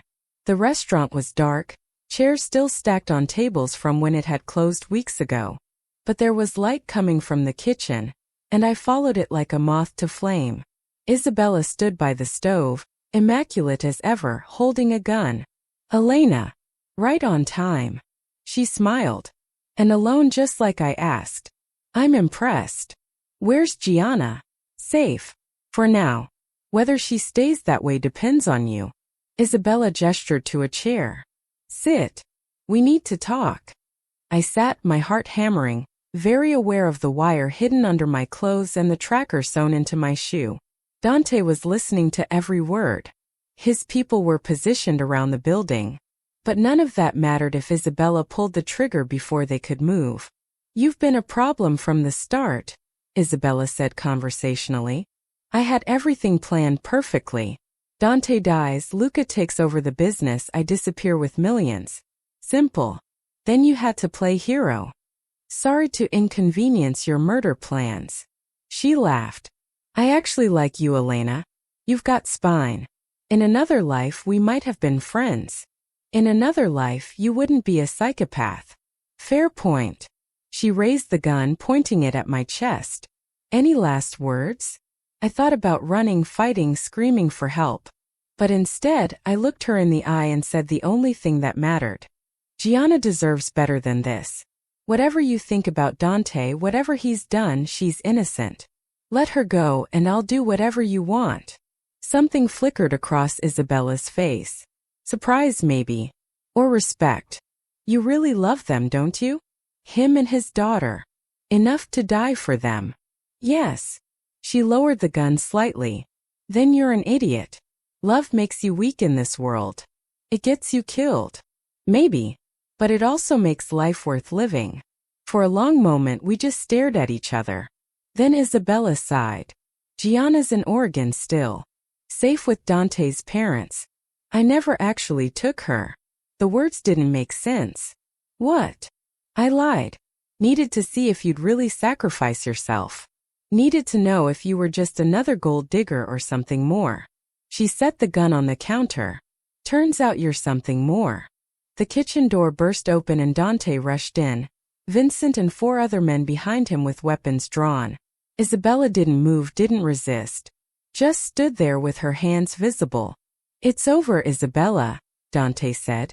I know. She looked at me. Take care of him, Elena. He needs someone who'll choose him over safety. Someone brave enough to love him despite the cost. Then Vincent was putting her in handcuffs, reading her rights, leading her away. And I was in Dante's arms, shaking uncontrollably as the adrenaline finally hit. Gianna's really safe? I gasped. Vincent just confirmed. She never left my parents' house. Isabella faked everything. Why would she do that? To test you. To see what you'd do. He pulled back to look at my face. You were really going to die for us. Of course I was. I started laughing, borderline hysterical. I'm an idiot who fell in love with a mafia boss. Dying for you seemed like the logical next step. He kissed me then, hard and desperate and full of everything we'd almost lost. When we finally broke apart, Vincent was standing in the doorway looking uncomfortable. Boss, we should go. Police will be here soon and we don't want to explain any of this. We left Bella Notte for the last time, and I knew I'd never go back. That chapter of my life was over. A new one was about to begin. 3 months later, I stood in Dante's kitchen making pancakes while Gianna set the table and argued with Rosa about whether 5 chocolate chips per pancake was excessive. That's basically candy for breakfast, Rosa said, but she was smiling. Papa said I could have extra because Elena is making them and she's still learning, Gianna countered, deploying 6-year-old logic with devastating effectiveness. I'm standing right here, I protested, flipping a pancake that was only slightly burnt on one side. And I've gotten much better. You have, Dante said from the doorway, and the way he looked at me made my cheeks warm. 3 months together and he still had that effect on me. Almost edible now. I threw a dish towel at him. Life had changed so much since that night at Bella Nate. Isabella was in federal prison, facing charges for embezzlement, attempted murder, fraud, and about a dozen other crimes that would keep her locked up for the next 20 years. Luca had disappeared. Last anyone heard, he was somewhere in South America trying to rebuild his life away from the wreckage his wife had created. The Severino family had accepted Dante's proof that Isabella had been behind the embezzlement, and the truce was holding. For now. Vincent said there were always threats, always someone looking for an angle, but nothing like before. Nothing that required armed guards at every entrance or Gianna being sent away for safety. She'd come home 2 weeks after Isabella's arrest, running into the house and launching herself at both me and Dante with equal enthusiasm. She'd grown a full inch at her grandparents' house and had stories about horses and mountains, and how Nana made pasta different from Rosa, but both were good. Did you keep Papa safe? She'd asked me seriously. We kept each other safe, I told her. And it was true. Dante had saved me as much as I'd saved him. Given me a home, a purpose, a family. Things I hadn't realized I'd been desperately missing until I had them. The restaurant, Bella Nate, had been demolished. Dante bought the property and the buildings on either side, said he was going to build something new there. Something legitimate. He'd been slowly transitioning his business interests away from the gray areas, focusing on real estate and investments that wouldn't get anyone killed.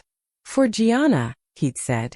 So when she's old enough to ask what her father does, I can tell her the truth without seeing fear in her eyes. As for me, I'd enrolled in community college, business management classes, because Rosa had pointed out that I was good at organizing things and keeping track of details. Dante had offered to pay for a 4-year university, but I'd refused. I was taking his money for tuition and books. That was already more than I'd ever expected. I wanted to earn the rest myself. I'd also started helping Rosa run the household, managing the staff and the schedules and the million little details that went into keeping everything running smoothly. It wasn't glamorous, but it was mine. A role I'd carved out that had nothing to do with being the girl who saved Dante Morelli, though people still called me that sometimes. We sat down to breakfast, the 4 of us, Rosa having given up on limiting chocolate chips. Gianna chattered about her homeschool lessons. Rosa shared gossip from her church group. Dante reviewed his schedule for the week. Normal things. Family things. My phone buzzed with a text from Vincent. Meeting at 2. New security system install. Even normal came with armed guards and security systems. But I'd learned to accept that. This was Dante's world, and by choosing to stay in it, it had become mine too. What are you thinking about? Dante asked quietly while Gianna and Rosa debated the merits of different syrup brands. How different my life is from a year ago. Better or worse? I looked around the table. At Gianna with syrup on her nose. At Rosa rolling her eyes affectionately. At Dante watching me like I was something precious. Better, I said. Terrifying and complicated and nothing like I planned, but better. He took my hand under the table, squeezed it gently. No regrets. Only that I didn't make better pancakes on the first try. Gianna's never going to let me forget the ones I burned last week. They were very burnt, Gianna confirmed cheerfully. Like hockey pucks. Vincent said so. Vincent needs to keep his opinions to himself, I muttered, but I was smiling. After breakfast, Dante disappeared into his office for business calls. Gianna wanted help building a blanket fort in the living room. Rosa recruited me to chop vegetables for dinner. The day unfolded in comfortable rhythms, ordinary and extraordinary all at once. Around noon there was a knock at the door. Vincent checked the camera, then opened it to reveal a woman in her 50s with Dante's eyes and Gianna's smile. Nana, Gianna shrieked, abandoning the blanket fort to launch herself at her grandmother. Dante's mother, Maria, caught her with practiced ease, laughing. Piccola, you've grown again. Soon you'll be taller than me. Then her eyes found me, and I felt suddenly nervous. We'd talked on the phone a few times, brief conversations where she'd thanked me for saving her son's life. But we'd never met in person. Never had to navigate the awkward reality that I was living in her dead daughter-in-law's house, dating her widowed son, helping raise her granddaughter. You must be Elena, she said, setting Gianna down and walking toward me. I've heard so much about you. It's nice to finally meet you, Mrs. Morelli. Maria, please. She pulled me into a hug that smelled like roses and warmth. Thank you, she whispered in my ear, for bringing light back into my son's eyes, for loving my granddaughter, for being brave enough to stay. When she pulled back, there were tears in her eyes and probably in mine too. Dante appeared from his office, surprise and pleasure crossing his face. Mama, I didn't know you were coming. Because you would have tried to pick me up from the airport and fussed over me. This way, I take a taxi and avoid the fussing. She cupped his face in her hands. You look good, Figlio. Happy. I am. He glanced at me. Finally. Maria stayed for lunch, regaling us with stories about Dante as a child that made Gianna giggle and Dante groan with embarrassment. She talked about her husband, Dante's father, who'd stayed in Oregon because he couldn't travel due to health issues. About their quiet life far from the city and the business and the danger. We tried to get him to leave this world, Maria said quietly while Gianna was distracted with Rosa. His father and I begged him to walk away, start over somewhere safe. But Dante is loyal to a fault. Once he commits to something, he sees it through. I'm working on it, Mama, Dante said. Transitioning things. It takes time. I know, Caro. I'm not criticizing. I'm just glad you finally have someone worth transitioning for. She smiled at me. Both of you. Before she left that evening, Maria pulled me aside in the hallway. Lucia was my daughter in every way that mattered, she said. I loved her like my own. And when she died, I thought Dante would never recover. That he'd spend the rest of his life going through motions, raising Gianna but never really living again. Mrs. Morelli, I'm not trying to replace. I know you're not. That's what makes you perfect for him. She took my hands. Lucia would have liked you. She always said Dante needed someone strong enough to challenge him, but gentle enough to understand him. You're both of those things. I don't feel strong most of the time. I'm still scared of half the people who come to this house. Being scared and being strong aren't opposites, Elena. Being scared and doing it anyway? That's the definition of courage. She kissed my cheek. Welcome to the family, child. Officially. After she left, I found Dante in his office staring at his computer without really seeing it. Your mother is wonderful, I said from the doorway. She likes you. I can tell. He swiveled his chair to face me. She doesn't give her approval easily. After Lucia died, she made it very clear that anyone I brought into Gianna's life would have to meet impossible standards. And I met them? Exceeded them. He pulled me into his lap, and I went willingly, curling against his chest. She said you reminded her of my grandmother. Stubborn and brave and too smart for your own good. I'll take that as a compliment. We sat in comfortable silence for a while, his hand running through my hair, my ear pressed against his heartbeat. I've been thinking, Dante said eventually, about the future, about what comes next. My stomach fluttered nervously. Yeah, this house has a lot of memories. Good ones but also painful ones. Lucia everywhere, her pictures, her things. I don't want to erase her, especially for Gianna's sake. But I also don't want us to feel like we're living in a museum. What are you saying? I'm saying maybe we look for something new. A place that's ours. Big enough for all of us, Rosa included if she wants to come. Somewhere with a yard for Gianna. An office for me. Space for you to study. He paused. What do you think? I think that sounds perfect. I lifted my head to look at him. But Dante, you don't have to change your whole life for me. I'm not changing it for you. I'm changing it with you. There's a difference. He tucked a strand of hair behind my ear. You saved my life that night at the restaurant. But you've been saving it every day since. Making me want to be better, do better, build something worth protecting instead of just surviving. You give me too much credit. Not possible. He kissed me softly. I love you, Elena. I should have said it before now, but I was scared. Scared it would make you a bigger target. Scared I'd lose you like I lost Lucia. Scared I wasn't allowed to be this happy again. My eyes filled with tears. I love you too. Even though you're infuriating and overprotective, and sometimes you make decisions without asking me first. I'm working on that last one. Work harder. He laughed and the sound filled the room with warmth.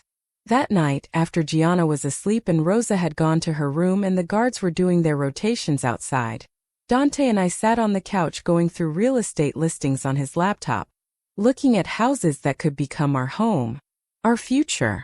This one has a pool, I said, pointing at a listing in Brooklyn. Gianna would love that. But the yard is small. This one has a huge yard, but it's 45 minutes from her school. Too far. We kept looking, debating the merits of different neighborhoods and house styles, and it felt so wonderfully normal that I had to remind myself this was real. That I wasn't going to wake up back in my studio apartment, late for my shift at Bellinate. Thank you, I said suddenly. Dante looked up from the laptop. For what? For grabbing my wrist that night instead of just leaving. For bringing me into your world even though it was dangerous. For trusting me with Gianna. For loving me even though it scared you. I smiled through tears. For giving me a family. He set the laptop aside and pulled me close. Thank you for whispering those words that saved my life. For being brave enough to care about a stranger. For staying when anyone sensible would have run. He kissed my forehead. For teaching me that second chances exist. We fell asleep on the couch, tangled together, the laptop still open to house listings and possibilities. The next morning, I woke to Gianna standing beside the couch, studying us with her serious 6-year-old expression. Are you guys going to get married? She asked bluntly. Dante, still half asleep, mumbled something incoherent. I sat up, trying to finger comb my hair into something presentable. That's a pretty big question for before breakfast, sweetheart. Rosa says you should. She says Papa smiles more when you're here and you're good for him. Rosa talks too much, Dante said, finally awake. So are you. Gianna persisted. Because if you are, I want to be the flower girl. And I want a dress with sparkles. Dante and I looked at each other, and I saw the future in his eyes.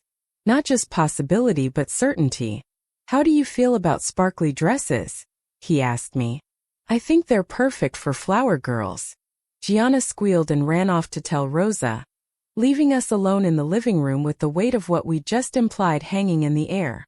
Was that a proposal? I asked. More like a preview of coming attractions. Dante stood up, pulled me to my feet. When I actually propose, it'll be more romantic than our daughter ambushing us before coffee. She's not my daughter. Yet. He said it simply like it was already decided. But she will be. If you want that. If you want all of this. The chaos and the danger and the guards and the complications. I thought about my grandmother, about her advice to stay invisible and safe. About the life I'd planned, small and quiet and alone. Then I thought about chocolate chip pancakes and blanket forts and Dante's hand in mine and Gianna's laughter echoing through the house. I want all of it, I said. Every messy, complicated, beautiful piece of it. Even the burnt pancakes. Especially the burnt pancakes. 6 months later, I stood in a garden in upstate New York wearing a simple white dress while Gianna, resplendent in sparkles, scattered rose petals with theatrical flair. Rosa dabbed at her eyes. Vincent and the security team tried to look professional while clearly being emotional. Maria and Dante's father sat in the front row beaming. And Dante waited for me at an altar covered in flowers, looking at me like I was his whole world. When I reached him, he took my hands and whispered, "No regrets. Not a single one." We said our vows in front of 50 people, most of whom were armed, And it was perfect. At the reception, Gianna gave a toast that consisted mostly of explaining how she'd known we should get married before we did, which made everyone laugh. Rosa predicted we'd give her great-grandchildren to spoil within 2 years. Vincent relaxed enough to actually smile in photos. Dante and I danced to a song neither of us had picked. Just let the DJ choose because the details didn't matter. All that mattered was his arms around me and the future stretching out ahead of us. "What are you thinking?" he murmured against my hair. "That a year ago I was serving pasta for minimum wage. Now I'm married to the most feared man in the city and I've never been happier. I'm not that feared anymore. I've gone soft." "Good. I like you soft." He laughed, and I felt it vibrate through his chest into mine. Later, when the reception was winding down and Gianna had fallen asleep on Rosa's lap, and the stars were coming out overhead, Dante and I stood at the edge of the garden looking back at everyone we loved. "We did it," I said. "Built something real out of all that chaos." "We're still building," Dante corrected. "This is just the beginning." "I know. And I can't wait." So if you've been listening to my story, wondering if taking risks is worth it, if doing the right thing matters, if love can survive in the darkest places, I'm here to tell you yes. 1,000 times yes. My name is Elena Morelli now, and my life is nothing like I planned. It's better, messier and scarier and infinitely more wonderful than anything I could have imagined that night. I whispered a warning to a stranger. I hope wherever you're listening to this, you're somewhere you feel safe and loved. I hope you have people who'd risk everything for you the way I risked everything for Dante. And I hope you know that sometimes the most dangerous choice is also the right one. If my story resonated with you, let me know in the comments. Tell me about the moments that changed your life, the risks you took, the people you saved or who saved you. Subscribe if you want to hear more about how ordinary moments turn into extraordinary lives. Because I've learned something important. We're all just one choice away from a completely different future. One whispered warning. One grabbed wrist. One decision to stay instead of run. What will your choice be? As for me and Dante and Gianna, we're still writing our story. We moved into that house with the big yard and the pool. Gianna started regular school and made friends who don't know her father used to be dangerous. Rosa comes over 3 times a week to cook and critique my improving but still imperfect pancake technique. The coffee can with my savings sits on a shelf in our bedroom. A reminder of who I was and how far I've come. Sometimes I open it and count the bills, remembering when $2,000 felt like my whole future. Now my future is measured in morning kisses and bedtime stories, and the weight of Dante's wedding ring on my finger. It's not perfect. There are still threats sometimes, still security protocols, still moments when I remember that loving Dante means accepting danger as part of the package. But we handle it together as a family, and that makes all the difference. Last week, Gianna asked if she could have a little brother or sister. Dante and I looked at each other across the dinner table and smiled. Maybe, I told her. Someday. Someday soon, Dante added, his hand finding mine. If Elena wants. And the truth is I do want. All of it. The expanding family, the continued risks, the beautiful chaos of building a life with people I love more than I ever thought possible. Because I learned something important when I whispered those words to Dante Morelli. Safety isn't the absence of danger. It's having people who'll fight beside you when danger comes. It's building something worth protecting. It's choosing love even when love is complicated and messy and sometimes terrifying. That's real safety. That's real home. So thank you for listening to my story. For staying with me through the fear and the danger and the triumph. I hope it reminded you that heroes aren't people who aren't afraid. They're people who do the right thing despite being afraid. And I hope the next time you see someone who needs help, someone in danger, someone who everyone else is too scared to approach, you'll remember the waitress who whispered a warning and changed everything. Because you never know. That moment of courage might save a life. It might even save your own. This is Elena Morelli signing off. Stay brave, stay kind, and never underestimate the power of doing the right thing, even when it's the dangerous thing. Especially when it's the dangerous thing.